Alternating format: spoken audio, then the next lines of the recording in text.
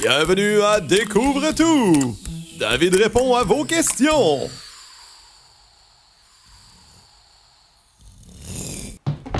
Salut! Salut, bordel! Salut! Salut! Ok, salut! Ok, alors, aujourd'hui, je réponds à vos questions. Donc, oui, j'ai reçu des questions. Ici, j'ai comme un livre intelligent numérique. Donc, je réponds à vos questions. La première est Greg de France qui me demande: j'ai vu tes vidéos précédentes que tu disposais d'un préampli en rack, mais sur ton interface audio, si je ne me trompe pas, tu as également un préampli. Ma question est la suivante: comment te sers-tu de ce préampli en rack? Est-ce que tu te sers des deux préamps? Et quelle est la différence entre les deux? Donc, pour répondre à ta question, Greg, oui, c'est vrai que j'ai un préampli dans le rack. Et c'est vrai aussi que l'interface audio possède déjà des préamps. Mais la raison pour laquelle j'ai un différent préamp, c'est que, premièrement, j'ai beaucoup plus de gain sur ce préampli-là. Donc, ça me donne plus de possibilités pour amplifier un signal. J'ai aussi... celui que j'ai aussi est à tube. Donc, je peux faire saturer légèrement le signal à mon goût. Donc, si j'ai un signal de base électrique, par exemple, je peux booster le signal et avoir un peu de distorsion venant des tubes, des lampes. Donc, déjà là, ça permet de colorer un peu le signal. Aussi, j'ai un bouton Aussi, j'ai un bouton pour couper les basses fréquences. Donc, comme n'importe quel signal qu'on enregistre, c'est important de couper ces basses fréquences qui... J'ai un blanc. C'est important de couper ces basses fréquences-là parce que de toute façon, on ne les entend même pas à l'oreille. Donc, c'est important de les couper. Donc, principalement, c'est pour avoir plus de contrôle sur le signal à l'entrée. Donc, oui. Lucas me demande, quand choisis-tu l'accordage que tu vas utiliser? Il m'arrive aussi de composer en accordage que je teste. Je voulais juste savoir si, en gros, tu désaccordes ta guitare avant de composer en te disant que tu veux un son plus lourd, ou si tu composes et ensuite tu dis que ce serait bien un demi-ton plus bas, par exemple. C'est jamais ensuite. C'est toujours, par exemple, différentes guitares que j'ai, que l'on ne voit pas en ce moment, mais qui sont sur le mur. Ma Jackson est vraiment, la façon qu'elle est accordée, c'est très très bas. C'est vraiment pour du gros métal heavy. Ma base à 5 cordes, justement, la cinquième corde est pour pouvoir jouer très bas. Ma Gibson est accordée un peu plus bas, de un demi-ton. Tandis que ma Fender et la Schmidt sont accordées en normal, en mi. Donc, dépendamment sur laquelle guitare je suis, si j'ai mon idée sur la Jackson, je vais continuer avec ce même tuning-là. Mais bien sûr, si on a juste une guitare, c'est un peu plus problématique parce qu'on ne veut pas toujours être en train de changer la façon dont les cordes sont accordées. Donc, le mieux, c'est d'avoir peut-être au moins 2 guitares électriques. Des fois, même si c'est une guitare usagée qu'on trouve bon marché, mais ça fait quand même la job. Et puis, on a quand même cette guitare-là qu'on peut souvent utiliser. Donc, oui, c'est... oui. Oui, c'est ça. C'est plusieurs façons d'accorder les guitares. Et puis, oui. Sébastien de Nessy. Est-ce mieux de faire son propre album chez soi ou dans un studio de musique? Si vous avez un bon budget et que vous faites confiance à la personne ou les personnes qui sont dans ce studio-là, bien sûr, lorsque c'est des gens qui sont dans le métier, qui sont dans le milieu depuis longtemps et qu'on leur fait confiance et qu'on a un bon budget, je serai le premier. Oui. Même si j'enregistre mes chansons depuis des lunes maintenant, si j'avais un très bon budget et que je ferais confiance à ces gens-là, oui, je serais prêt à payer pour enregistrer mes chansons en studio. La raison pour laquelle il y a autant de gens qui enregistrent eux-mêmes leurs chansons, c'est premièrement parce qu'on n'a pas tous assez d'argent pour enregistrer dans des gros studios. Également parce qu'on veut vraiment... on veut garder la même idée. On veut vraiment enregistrer l'idée qu'on a sans sans que quelqu'un d'autre la change. Et lorsqu'on mixe, lorsqu'on enregistre soi-même, on se sent plus libre de ce qu'on va ajouter dans le projet. Et pour ces raisons, finalement, je continue de toujours enregistrer mes propres chansons. Mais être riche, oui, j'irai dans un studio et... Nico de France. Je joue de la guitare depuis quelque temps, ainsi que du synthé. Et inventant quelques mélodies, j'ai décidé d'enregistrer. Cependant, je n'ai aucune idée de quel matériel utiliser. Ensuite, une mélodie, c'est bien, mais avec d'autres instruments en bande-son, c'est mieux. Aurais-tu des conseils? Aujourd'hui, la chance qu'on a avec Internet, c'est qu'on peut tellement trouver toutes les informations qu'on recherche.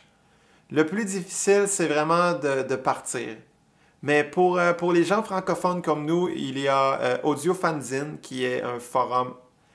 Il y a AudioFanzine, qui est un site web avec beaucoup d'informations. Il y a un forum avec beaucoup de gens qui sont là, prêts à aider. Je pense que le mieux, c'est de se promener d'un forum à l'autre et de poser des questions. Et je crois que c'est vraiment la meilleure place parce qu'il n'y a pas deux personnes qui vont enregistrer de la même façon. On va tous utiliser différents matériels. Donc, vraiment, ma réponse la plus facile, c'est Internet, les forums. Faites des recherches. C'est vraiment sur Internet que j'ai trouvé le plus de réponses à mes questions. Donc, faites des recherches. Aurais-tu également des conseils sur comment écrire une bonne chanson, les paroles? Je crois que les paroles ne sont pas ma grande force, même si Julia m'a dit le contraire dernièrement, mais pour moi, c'est vraiment la musique en premier et les paroles sont secondaires. Pour être honnête, j'y vais plus avec comment ça sonne à l'oreille, même pour les paroles, même si parfois ça ne donne pas le même sens qu'on espérait. Si ça sonne bien à mon oreille, si les mots s'enchaînent bien, pour moi, c'est des bonnes paroles. Mais bien sûr, s'il y a un message en arrière des paroles et s'il y a une histoire avec tout ça, ben c'est encore mieux. Mais j'ai pas vraiment de truc. Je crois que c'est aussi de l'improvisation. C'est d'écouter en boucle le morceau qu'on veut donner des paroles. C'est vraiment de s'essayer. Et lorsque c'est mauvais, on efface, on recommence. Et c'est aussi de demander l'opinion aux gens qui nous entourent, de demander, voir, penses-tu que c'est bon? Ou penses-tu que je devrais mettre ça aux poubelles? Mais c'est vraiment en demandant qu'on a des bonnes critiques. C'est en essayant, en se plantant, oui, mais en essayant. Enfin, j'ai acheté ma guitare en pack et je veux changer l'ampli. J'hésite entre un Fender Mustang 2 et un Vox VT20+. Un avis d'expert comme toi me serait grandement utile. Ou si tu as une autre suggestion dans ce budget, n'hésite pas. Je vais être honnête, je n'ai jamais joué avec ces deux amplis. Je connais certains modèles de Fender et ainsi que Vox. C'est un son plus vintage. Entre les deux, j'irais plus avec le Vox. J'ai eu certaines expériences avec les Vox que j'ai aimé le son. Mais je connais pas assez le Fender pour donner mon opinion. Renaud Gouillon. Que conseilles-tu pour enregistrer ce que l'on joue sur un PC avec un faible budget? J'ai entendu parler de cartes de son avec une entrée jack couplée avec un logiciel d'enregistrement. C'est vrai qu'il y a beaucoup de packs depuis un bout de temps qui viennent avec une interface audio et un logiciel d'enregistrement. Donc, c'est quand même une bonne façon d'entrée de budget, de pouvoir s'enregistrer facilement. Le meilleur, je continue de dire que c'est de naviguer sur Internet, d'aller voir d'un site à l'autre, sur des forums. À chaque fois que j'achète un nouveau produit, je lis des dizaines et des dizaines de critiques. Je n'achète plus jamais de matériel sans m'informer. Donc, j'aimerais te dire, achète tel modèle, mais je ne sais pas. Je dois savoir les besoins de la personne et puis même moi, si je réponds à ta question honnêtement, c'est parce que je vais aller rechercher sur Internet, parce qu'il y a sûrement des nouveaux modèles depuis que j'ai regardé. Et finalement, c'est vraiment un choix personnel et je te conseille d'aller sur des forums et de poser la question à différentes personnes qui s'y connaissent regarde différents produits aux différents prix, regarde les critiques que les gens font et je suis sûr que tu feras un très bon choix. Donc, merci beaucoup pour toutes les questions. J'espère que j'y ai répondu du mieux que je peux. N'hésitez pas à m'envoyer de vos questions encore une fois. C'est toujours un plaisir de vous lire et d'y répondre. Aussi, merci à ceux qui me supportent sur le site Patreon. C'est vraiment c'est un honneur pour moi d'avoir des gens qui me supportent financièrement. Donc, merci beaucoup à vous et on se dit à la prochaine. Et aussi, j'ai toujours pas reçu de courrier véritable à ma nouvelle adresse de courrier. Donc ça me ferait plaisir d'avoir au moins un premier colis ou quelque chose comme ça. J'aimerais ça l'ouvrir en avant de la caméra et puis le partager avec vous. Donc voici encore une fois l'adresse postale dont vous pouvez m'envoyer vos trucs. Ça peut être un album, n'importe quoi. Je suis ouvert à tout. Donc c'est ça. Alors, n'hésitez pas et j'attends de votre courrier. J'attends. Donc, merci encore et à la prochaine.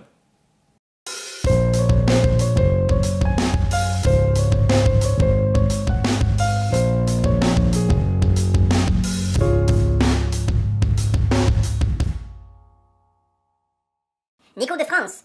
Nico de France. Je joue de la guitare depuis quelques temps ainsi que du synthé et inventant quelques mélodies, j'ai décidé d'enregistrer. Ouais! Salut mes potes! Aujourd'hui, je réponds à vos questions. Donc, alors voilà, ça me fait très plaisir aujourd'hui de répondre à vos questions.